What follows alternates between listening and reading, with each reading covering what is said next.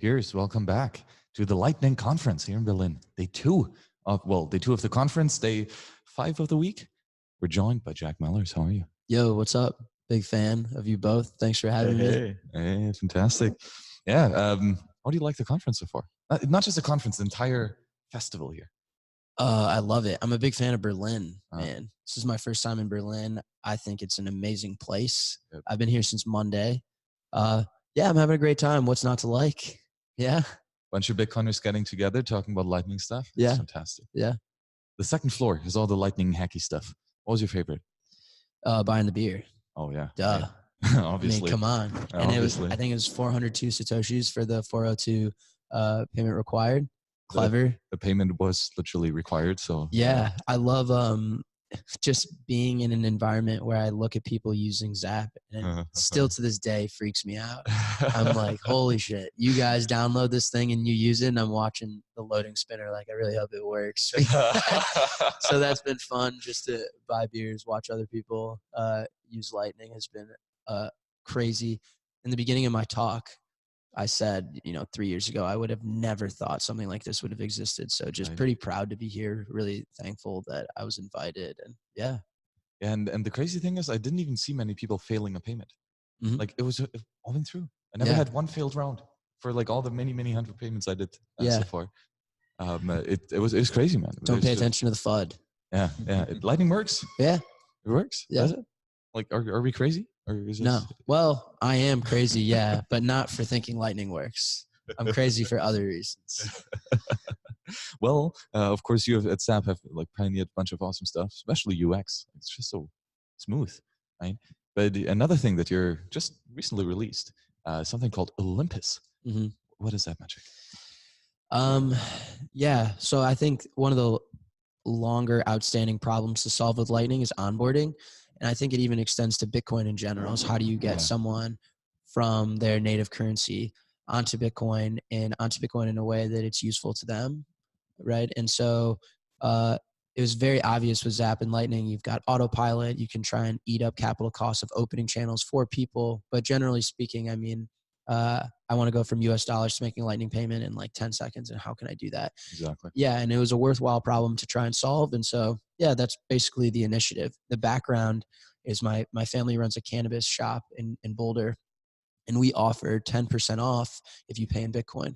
And that's not because we simply want to stack sats. That's also because our cannabis business, we're not allowed to be banked.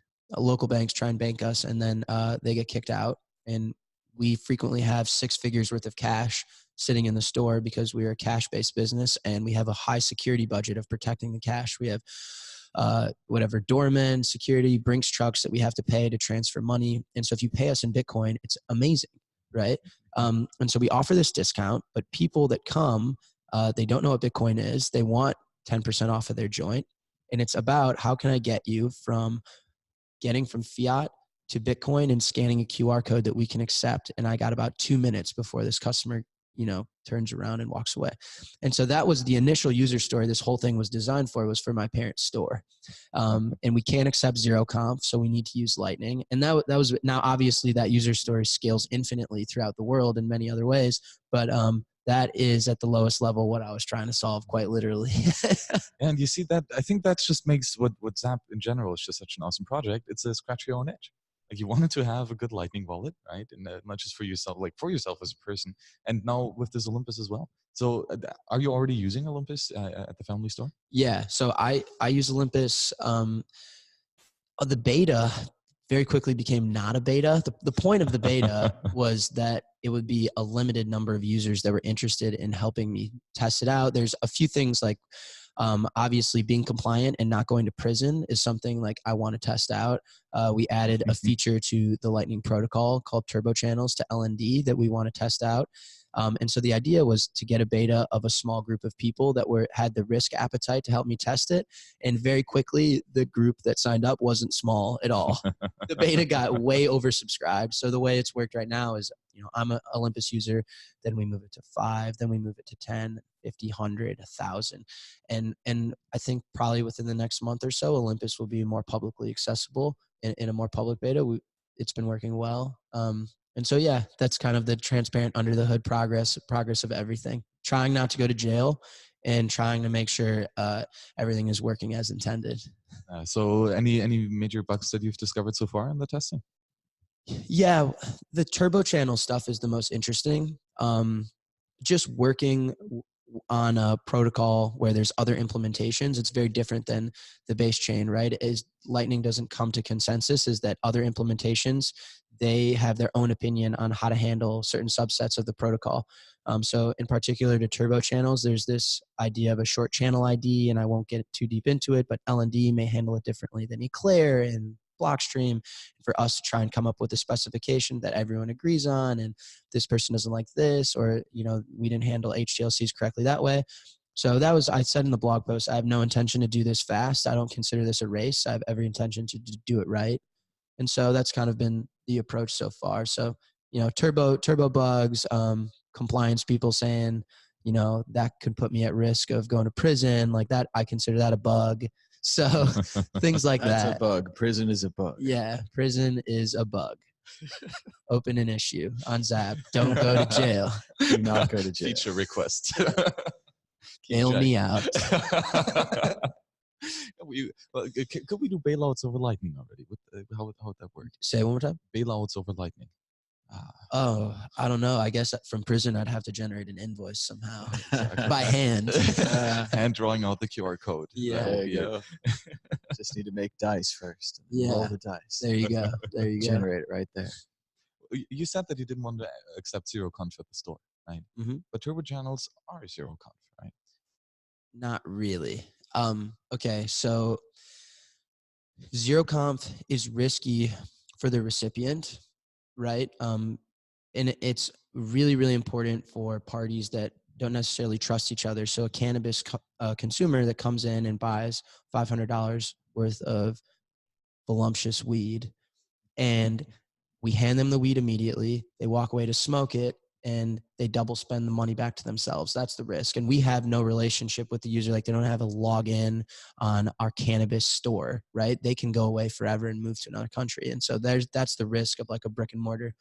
Now with turbo channels, there's a few baked in assumptions that make it, in my opinion, a really great UX enhancement. First is the consumer is allowed to spend the money immediately, right? So the risk is more on me as the funder of the turbo channel, because the way Lightning works is capital is staked up front. The same dollar bill is not routed. So let me try and break this down. If I'm routing a $1 payment, I get a dollar bill, but I pass a separate dollar bill, right? Liquidity is tied within this channel. So when a turbo channel person, a pre-confirmation is sending me funds, I'm trusting that those funds will be real, right? So I'm disincentivized to double spend on myself because they're going to start spending with me immediately.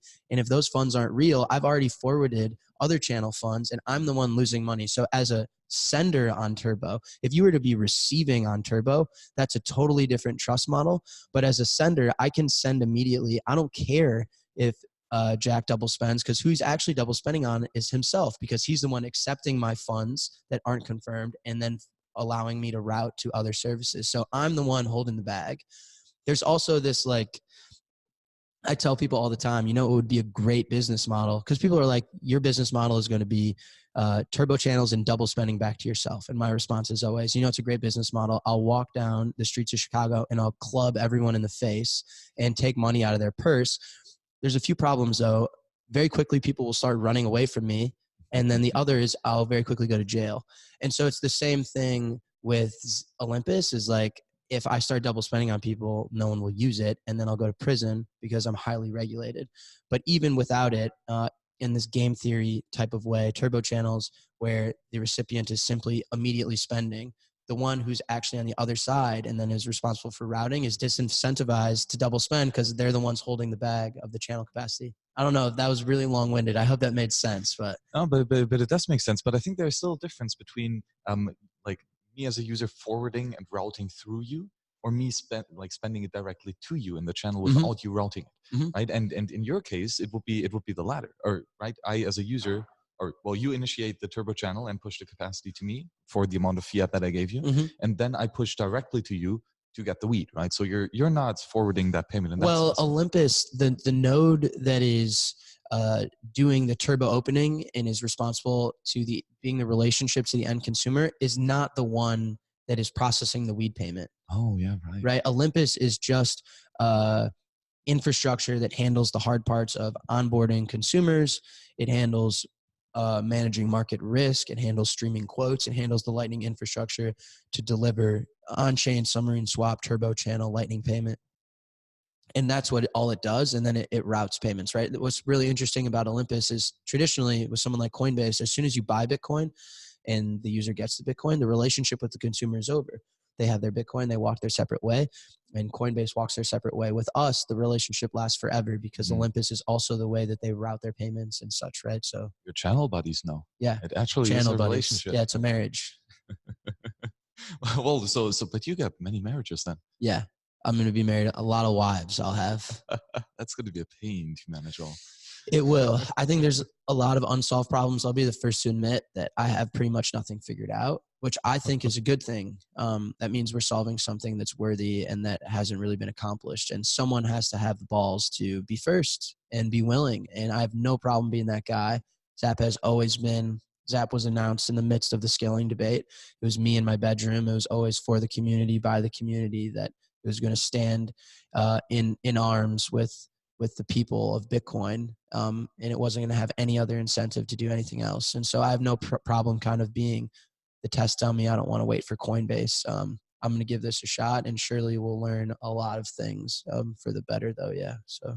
Absolutely right, and that's just that very community focused and iterative approach just prove that you have now one of the best Lightning wallets here in the space, right? It really is a project that is, because it's no longer just your project. Right, it is really. How many contributors do you have now on the GitHub? Across all of the repos, I think we're getting close to 100. Yeah, you see, man, it's amazing. Yeah, no, Zap is no longer mine. Zap is ours, and it was always intended to be that way. I think everyone now in the community is comfortable just opening an issue and having the expectation that through some dialogue it will get merged and released fairly quickly. A lot of Zap today came from suggestions from everyone. A major principle that I try and enforce with the maintainers of the Zap repositories is that we're always available in response, and that's it. And what that means is we don't have a confident opinion on what the future will look like because we know that no one single group or one single person is smart enough to foresee it. And that as long as, we approach software development and managing open source repositories with an open attitude of feedback and just understanding. We still don't even know why Lightning is important to folks. Is it a privacy enhancement? Why are people using it? Are they buying things with it? Are they transferring cross-border payments? I have no idea.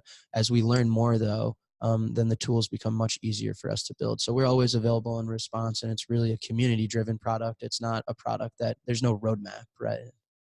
Yeah, exactly. So clearly, man, you got that figured out with just being iterative. So, what are the future things that you want to work on specifically for Zap? What is coming? I don't know. I really don't. I mean, Olympus is obviously a big deal, and I think it will continue to be a priority of ours. But outside of that, we'll see. I'm really curious. I think Olympus will give us great insight as to why Lightning is valuable to people. So far, I think Lightning has been a hobbyist market. And what I mean by that is most of Zap's users are users because they own Bitcoin, they want it to go up in price, and they see Zap and Lightning as a candidate to make them wealthier by driving their investment higher. And that's a lot of it. It's just really passionate people that also follow me on Twitter, that also follow me on GitHub, that also use my product all day because they're more fans than users, right? And I think that's great, and that's how projects start. Exactly. But with easier onboarding, and with a lot of this UX starting to be solved, then we'll start to see, if micropayments are really valuable for you, I can get you from your bank account to scanning a QR code, making a micropayment in about 5 seconds. So there's no excuses now. So let's, why are these things valuable? Who really, where's the demand? What's really interesting, the first user base that I've heard of that is outside of crypto Twitter for Zap is in the Middle East. So our desktop app is wildly more popular than our mobile apps. And I couldn't believe it. I didn't understand. What I learned is to download something from Google Play or to download something from Apple, you have to submit a certain amount of information to those companies. Our desktop app is the best way to be truly private in from download to using. And that's why it's wildly more popular, and that a huge amount of traffic, dominating amount of traffic, is coming from the Middle East. And there was a reporter that went out there and covered this type of use case and asked them, do you know what Zap is? And they were all like, of course, we all use it. It's really important to us. We don't really trust our government. And it's amazing that we can exchange Bitcoins now cheaply through this Zap desktop. And so that to me was huge. It was a big deal because it was the first non-crypto Twitter, fanboy type of use case. And I think as we continue to see that, then Zap will have a more clear roadmap. But right now, do we want to adopt like the Breeze onboarding model? Do we want to, adopt submarine swaps? I think it's all unclear and everyone's guessing. And I'm not really in the business of guessing. I like to build things that I think are valuable and that help people. And so, yeah, that's kind of Zap's roadmap, is just trying to be attentive. It's amazing to see the global nature of this. You make it in your bedroom. We make these shows at home. We put them out here, and then we come here. A lot of people have heard of us. A lot of people are downloading your software. People you don't even know, countries you don't even know. It's amazing, isn't it? I don't think I'll ever get used to it, honestly. It will shock me forever. Even just being at a conference like this and having people recognize my voice or be fans of the work, and obviously vice versa. Like, I'm fans of you guys. I mean, it is like a phenomenon that I'm not sure I'll ever come to terms with. Super lucky and happy to be a part of it, but it will always blow me away, man. It really will. All right, so we got to ask you the hard chess questions. As I told the internet, your mom told me years ago about how you're so good at chess. You're programming computer games about chess, and you're doing speed chess. So I know you're going to kick my ass.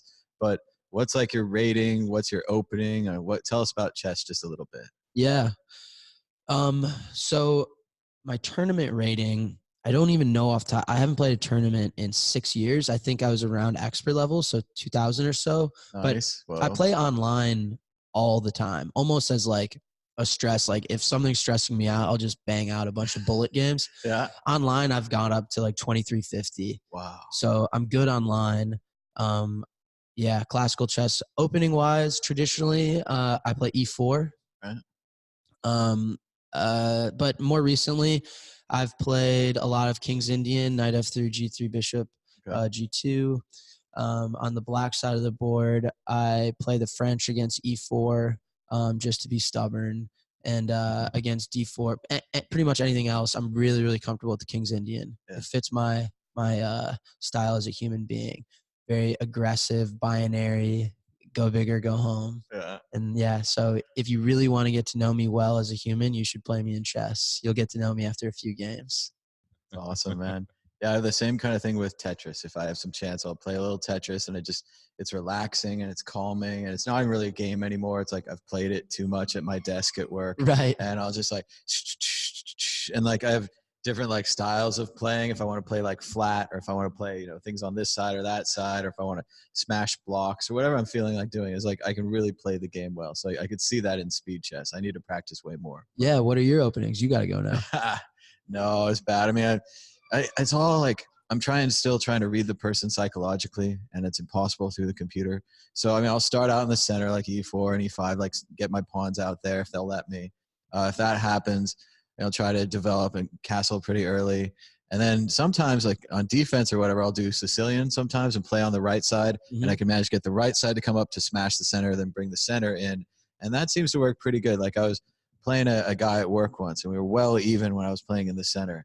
And I was like, okay, I'm tired of playing him in the center. And it took 3 or 4 games to get to that tiredness. I was like, okay, I'm going to play him on the right side.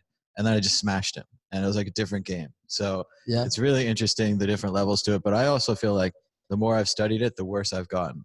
Like I try to read the opening book. I try to read the mid-game book. I need to read the end game book more. I think I did it wrong. I need more end game. And then in general, I think I was much more better like instinctive player when I didn't know anything. And I was just like killing pieces or interested by what they're doing. And I don't know, I've read like the Bobby Fischer Teaches Chess book, and he talks about looking at a position and being able to know if it's a good or bad position instantly. And I just loved all his examples. Like it's an old paperback book you guys can get at the store for like $10 or whatever. It's a great little book, and it's very reasonable to read. But I really liked his book. I don't know if the Microsoft chess books helped me at all. They're so like, dummies books. Like they have all the things and it's just, I don't it's read so those. like detailed, man. Like, so, Yeah, Aaron Nimzovich is my favorite chess author. I Yeah, recommend his books. Yeah, let's check it out. Yeah. yeah. I got to help you out, man. It's not supposed to work to where you are trying to learn more and getting worse. That's Yeah, not supposed to be how things work. So we'll have to fix that. Yeah. Well, I'm on chess.com now, MadBitcoins. You should sign up at leechess.org. I'll try it It's again. an open source chess server. I tried it once. So it wouldn't let me. I couldn't find the button to challenge people in the interface. Yeah, we'll figure it out. I was like, come on, open source. Create an issue. Yeah. I'll redesign the interface. But thanks so much for the interview, man. Of Really course. cool. Thank you guys for having me. Big fan for, years now. I grew up on WCN. Get home from school, watch Thomas. So thank you for having me. Oh, that's crazy, man. Thanks so much. Yeah. Cheers. Keep it up, Jack, and see you around. Appreciate it. Bye-bye. Peace out.